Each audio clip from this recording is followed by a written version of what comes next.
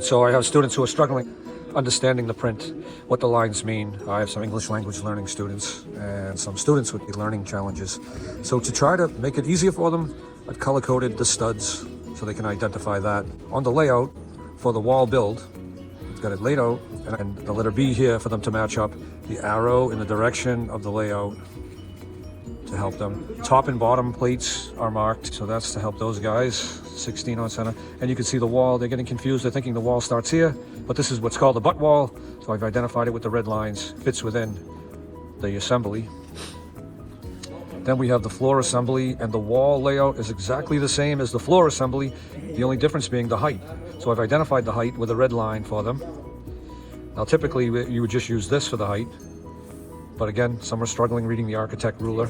To help them understand this, transferred the lines across to show the height here for their build. Bottom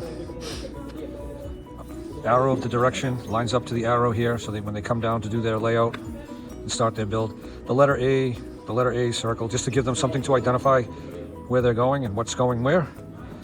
All the studs, the exact length. Now typically, I'd like to see the students make their own measurement and their own cut, but again, I have a handful of students, English language learners, and those who just learn at a different pace in a different way. I'm trying to get through to that core group of students there. So this is for our Garrison floor plan. This is the side elevation.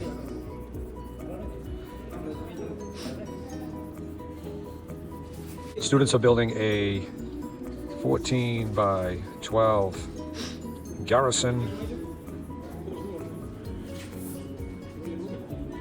drawing, scale build, full scale build.